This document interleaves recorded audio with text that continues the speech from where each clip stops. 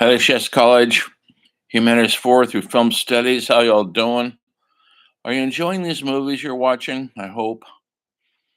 Five Easy Pieces is one of the great ones from 50 years ago. Made Jack Nicholson a huge star. He was already becoming a star, an easy writer, and other films, but this one really cinched his deal as a serious actor, not as the kind of comic actor he became, like in Batman, as good as it gets. This is Jack at his peak. He went on to win the Academy Award a couple years later in One Flew Over the Cuckoo's Nest. That's when he peaked out in Chinatown, also. Anyway, hope you're enjoying these films. They're not too hard to find out there. Um, I want to talk about, I graded all the papers so far, the essays. I'm getting some good work out there. Sometimes I just tell you right now, I could tell you haven't seen the movie. I could tell it's just researched off the web because there's no reference to the movie itself. It's giving me the credit of the actors. It's saying some promotional something or other about the film or the acting. I could tell it's not, you're not watching the movie. I'm going to keep grading down on that. It's going to get worse. I've been kind of lenient on you, but we're more than halfway through the program, and you need to watch these films. If you don't watch them and write about them honestly, you'll pay the price. And it's okay to tell me I didn't see the film, but here's my research paper. Just make that clear. It's all right. We all don't have devices to watch on. We don't have the ability, or if it costs a little money, that's all right. Just let me know, but don't try to fake it by saying you saw it, and I could tell you hadn't. And concerning Persona, I hope you guys read my comments and announcements. That's the most disturbing film I usually assign each year, and it not only disturbing, it confuses people. It's a mystery wrapped in an enigma. What does it all mean? What do the images mean? What's really going on? Is it a dream? Is it a nightmare? How am I supposed to accept this film and all that? And that's great because that's what Bergman would set out to do. You know who David Lynch is? He did. Maybe you know who David Lynch is. Maybe you don't know. I haven't talked about him yet because we're not there yet into the 80s, but I will. Anyway, he's made some great films, interesting films, whether you love them or not. Um, and someone always asked him, what does your film mean? And he said, "What do you think it means? It's not up to me to tell you what my film means. What did it mean to you, or what did you get out of it?" Then he succeeded. It's okay to be rather mysterious and not have the easy answers like we do now in current cinema with all the DC and Marvel comics. They're just hand you the easy answer. This is what it is. There's no mystery about it. There's no talking about it amongst each other, which is how it used to be with film students when I was in film school. We'd see a movie, we'd talk about it for a month because it's long for the internet and everybody telling you what it supposedly means and giving it a thumbs up or a thumbs down. You actually had to work at it yourself and figure it out. And the directors were smart enough to know that the audiences were smart enough to figure it out. And I think that's where the big disconnect is with the movies today. The directors have dumbed everything down so fiercely that they don't trust their own audience. I don't know if they have an audience, to tell you the truth. Do you follow a director? Now, everybody will say, if we're in class, they'll say, "I love Tarantino." Do you really? Or is that the only one you know? Um, are we following directors? You just follow the movie stars and whatever popular movie is. Everything changes all the time. It's okay not to follow a director or actors, but we usually follow a movie for a reason, whether we like that kind of genre horror or musicals. Not that there's many musicals being produced, but whatever your favorite genre is, maybe you follow that only. That's cool. And there are great directors in all those genres. I should say good directors. Anyway, today I want to talk briefly about women directors and Up until recently, the women directors haven't been making the big money like they do now, meaning their movies weren't big box office. What's the biggest box office movie right now in America? In the world, actually. The biggest ever. Bigger than the Titanic, bigger than Avatar, bigger than Star Wars. I'm gonna give you a minute to think about it. Writ Written and directed by a woman about a toy, Barbie. That's right. Whether you like the movie or not, whether you saw anything in it or not, and I'm, remiss, I have not seen it.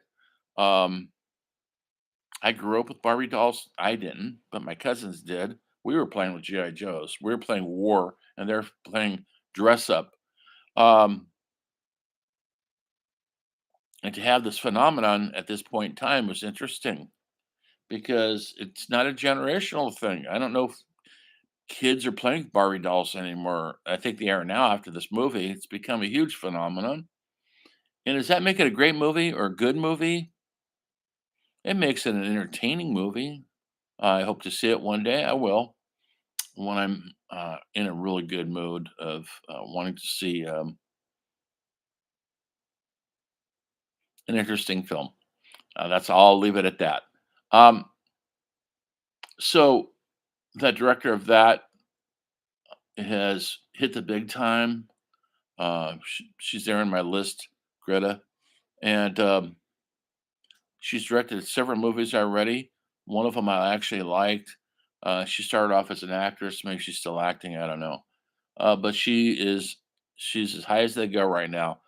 The sky's the limit on whatever she wants to do, literally for the rest of her life. That's how much money that movie's making. Um, but like McDonald's restaurant used to say, 1 billion sold. Well, does that mean it's good food though? Really? Would people consider McDonald's a gourmet restaurant or something to strive for, or they're just popular? And there's a big difference in that. Um, anyway, in the early days, yes, there was women directors. And one of them was one of the groundbreaking directors of all time. Her name is Alice Guy Blanche, if I'm pronouncing it right.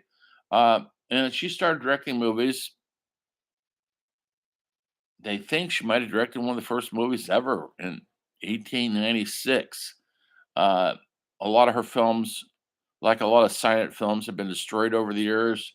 They didn't have any way to store these films, and the film itself, the nitrate in the film would disintegrate, and so they would store them for so long, and then they would destroy them to make room for new films. Believe it or not, they didn't think movies were going to be lasting this long, so why should we keep these old films? They destroyed hundreds and hundreds and hundreds of silent films we'll never get back. The ones you see now have all been digitized and saved meticulously. It's cost a lot of money to keep them alive, and they're not going to go away because they're in the digital world now. But thousands of silent films have been lost to our need to move on to the next thing. Um, so history has been wiped out of that era of Hollywood, along with a lot of her films. She directed a lot of films, folks, and a lot of times the themes were ahead of feminist. This is before the word feminist was even popularized.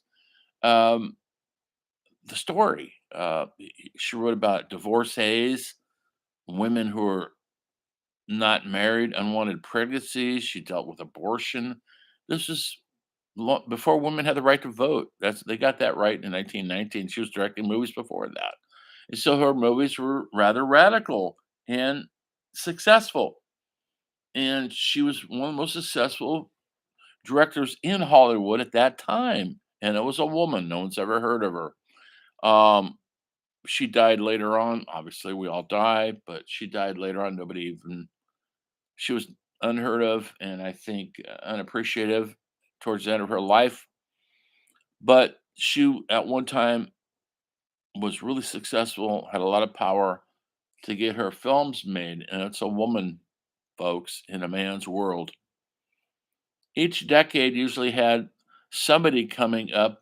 in the ranks in Germany. They had a woman, um, Lena Riefenstahl, and she was started off in early German silent films as an actress, actually, but she wanted to direct, and so she was a revolutionary director. She invented different camera moves. She was coming up with visuals that no one had ever seen before, and she became big pals with Adolf Hitler. And that was her downfall, and it's what she's known for. Famous. She's known for two documentary films that she made with her buddy Hitler. One was called Olympiad, 1936. Germany held the Summer Olympics. The war's just getting started. It's not happening yet, but we knew it was coming, and we went there. Americans were at the Olympics, and um, Hitler was saying that they were the master race, white people, Aryan race were the master race, and we had a bunch of African American uh, sports figures who came over there and proved them wrong. One of the great runners, Jesse Owens, won all the gold records, much to Hitler's dislike. A black man winning in from his beloved Aryan race, he was outraged. She filmed the movie, very creative to look at, very Nazi centric, meaning she celebrates the Nazis. Um, this is before they came into started World War II, essentially, but they're ramping up to that. Um, then she made another really great documentary um, about the rise and fall of Adolf Hitler. Not the fall, the rise. And it was considered a pro Nazi film. She says it wasn't. She was just filming the truth of the moment. And they gave her carte blanche to film this movie. It's another documentary about how great Nazism was going to change the world to a better place. And she came up with great visual ideas. She was always innovative on the visual ideas and would do anything to get her movie made. And she got funding from the Nazi Party. She was known to hobnob with the Nazis during the war, uh, good buddies with Goebbels and the rest of the hierarchy and Hitler, supposedly. She denied ever belonging to the Nazi Party, but later on she was tried at the Nuremberg trials and found guilty of kind of hobnobbing with the enemy, and her career was essentially over. She lived to a ripe old age, 101 or something. She died in the early 2000s, I think. And she was making documentaries in Africa. She was going underwater and making underwater documentaries as a ripe old lady. And she never stopped. She never denied. She always denied being a Nazi, but her career was definitely over because of World War II. But she was a revolutionary filmmaker. You cannot deny her. In the 1940s, there was an actress who was making some film noir movies. Her name was Ida Lupino, and she was smart, bright, and she made some really good noir movies. Like one of them was Sarah, Hi Sarah with Humphrey Bogart. It's a movie that made Bogart a star. He had been a character actor up until then, but that one made him a huge star. She plays the femme fatale in that, his girlfriend, and they're on the run from the law, of course. Um, but she always wanted to get behind the camera, and there was no place in Hollywood for a woman director. She was always observing, always asking, "How is this done? How is that done?" And finally, she got a chance in the late 40s to direct a movie. Um, the director fell sick, and she took over. Did a good job, so they gave her own movie. And her first movie was a low budget movie called Hitchhiker, and set out in the Mojave Desert, just three actors in a car. That's the way to make a low budget movie, man. Get a couple actors, a couple guns, and go out to the desert. It's all you need. And it was a huge acclaimed movie, The Hitchhiker, and it got her enough accolades that she formed her own film company. And for the next 5 or 6 years, she made several noirish type films with a feminist angle on it. One was The Bigamist.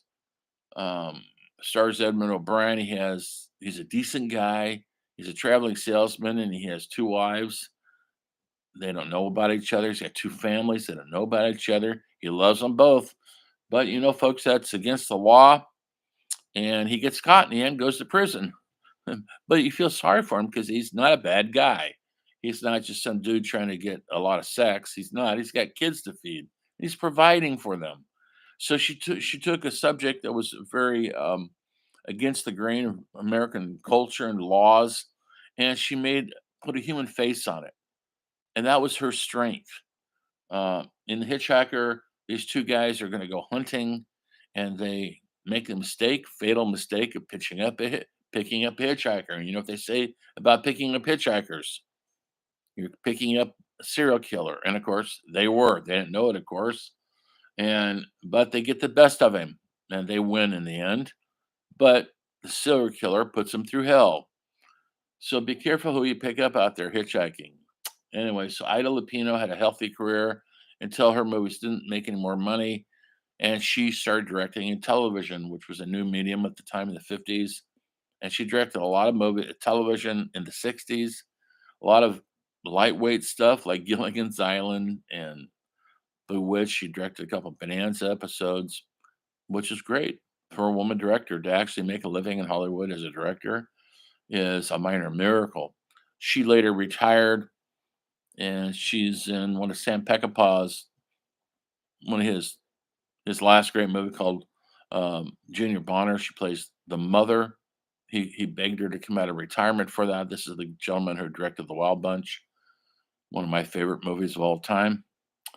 And then during this era, the late 50s, early 60s, there was kind of a she was a debutante trust funder who dabbled in the arts. She was a dancer, and she was making some shorts in New York City. Her name was Shirley Clark. Uh, Shirley got the chance to make a pretty commercial film called The Connection. They gave her enough money to shoot in 35 millimeter, which is rare. And it was based on an infamous play that was playing off Broadway. And The Connection is essentially about these jazz musicians uh, that were all heroin addicted, and they're waiting for their drug connection. That's why it's called The Connection. And they're sitting around this loft talking philosophy, playing their instruments, being dope sick, and it was highly acclaimed, that play, because of the realism. During this time in the 50s in New York, these realistic plays were happening, and they were actually shut down a couple times because supposedly, it's more or less an urban myth, they were actually shooting up on stage. They were shooting up, but it was all fake. But they were arrested several times, and so that made the play even more infamous. And so they gave her the director's chair. It's a decent movie, filmed really well. Um, it's on YouTube. You can watch the whole thing if you want. I wish you would. The Connection. Shirley Clark went on after that and made a couple other movies. She did a pseudo documentary called The Cool World, and after that, she didn't do much. She always had struggled to get money for her films, but she lived until the 90s, and she was always an outsider, feminist artist, um, working in a man's world, and she never stopped believing in film. And then later on in the 70s and 80s, there was an Australian director named Jane Campion who came along and surprised everywhere with um, her films that were coming out of Australia at the time, and she hit it big with this film called The Piano. Um, People love that film. It was an art. film hit. Shirley Jane, I should say, Campion directed a film last year called um, Power of the Dog. Maybe you saw it. It's nominated for several Academy Awards. Set in the Western world, of, I think Montana, and at the 20th, early 20th century, when the cowboys were kind of fading, but cars are starting to come around, and this guy is a brutal taskmaster, owns the ranch. He's in the closet, homosexual, and he can't come out, so he brutalizes everybody because he's not getting his sexual needs met, so he takes it down on everybody else. Anyway, real admirable film, um, artistic hit, nominated for several Academy Awards 2 years ago, I believe. Jane Campion is my generation, and she's still out there struggling to make her films, and she gets the opportunity to make them, which is rare. During this time, late 70s, early 80s, there's a female documentarian by the name of Penelope Spheres, and she directed a movie about punk rock music in LA. I happened to be living in LA at the time. I knew all those bands. Um, I loved the scene. I was never a druggie or an abuser, but I loved the scene, the artistic scene, pushing the envelope with music, and the bands that were coming out in those days in LA only, still going strong to this day. X, the Gun Club, the Germs, the Dickies, Alice Bag, and believe it or not, the Go Go's started off as a punk rock band before they became the cute girls singing "I Got the Beat." And so it was kind of a hedonistic scene in LA at the time. This would be the early 80s. Lots of drug use, lots of nihilistic viewpoints, meaning they didn't believe anything, supposedly. And it was a punk ethos that they're going to live fast and leave a good looking corpse. Darby Crash from the Germs did exactly that. Committed suicide before he was 25, I believe. He was the lead singer of the Germs because he was just fed up with the world. Lots of drug use, but the music was intense, homemade. They didn't get a lot of um, airplay at all, but they had a following on the West Coast mostly. And Penelope made this great documentary called The Decline and Fall of the Western Civilization. That became a pretty big hit. Then a couple years later, she got to make part two, Decline and Fall of Western Civilization, the metal years. And she did it about heavy metal, LA heavy metal, which is different than the rest of the world, but it featured some bands you would never heard of, but it had early interviews with people from like Motley Crue and Ozzy Osbourne, who was living out there then. And so, and that became a huge hit. And then they gave her some films to do. They weren't deep or too meaningful films, but one of her films was Wayne's World. Maybe you've seen it. Wayne and Garth are they're like dudes in the basement in their mother's house doing a YouTube videos, and they're getting on the cable access station, and they go out looking for their adventures. She got to direct that, and then she directed The Little Rascals, Beverly Hills Billies. They gave her all these kind of lightweight, and she didn't excel at that, but she also got a bunch of money. She made enough money to retire from that kind of filmmaking, said she's never going to do that kind of stuff again. She's still out there, my age, still dreaming about the next film. She did another documentary, The Decline and Fall of Western Civilization Part 2, 3, uh, street punks in LA or something. And these weren't punk rockers, but punks who followed the music scene and who lived that skateboard lifestyle in LA when LA was had that sort of thing. Anyway, so those are some successful independent women who've always had to struggle through to get their movies made. It's never easy to get a movie made, folks, unless your movies make a lot of money. So, um, lots of women directors are finally getting to direct. Like maybe seen Wonder Woman. She directed 2 movies, or uh, a lot of them are the comic book movies, but that's where the money is, and they get to make these films. Another great one, Kathy Bigelow, is probably one of my favorite out of all this list. And Kathy Bigelow started off. She was married at one time to James Cameron, the guy from the Avatar movies and Titanic and all that Terminator stuff. And so she got to work with him and made a really great vampire movie called Near Dark. If we're in class right now, I'd show you a clip of it. Maybe I'll post it on YouTube module so you can take a look. It was a different take on the vampire movie. She took the whole myth and turned it all around. It was really a cool punk movie. It really was. And then she directed later on. She got to direct maybe Seen at Point Break with Patrick Swayze and Keanu Reeves. They're robbing banks. Other things are going on. Really good action sequences. She films without, not just me, folks, the critics. She shoots movies like a man. They're very masculine movies. She doesn't shy away from being a sexist person. She doesn't shy away from violence. The action sequences in Point Blank, maybe you've seen it, are really exciting and excellent. She went on to direct, win the Academy Award for Hurt Locker. Maybe seen that, set in the war in Afghanistan. She did Zero Dark 30, which was went into the capture of Osama bin Laden. So she directs masculine themes. They're never lightweight, feminine movies, or they call it, the critics call them chick lights, like goth, rom coms and all that.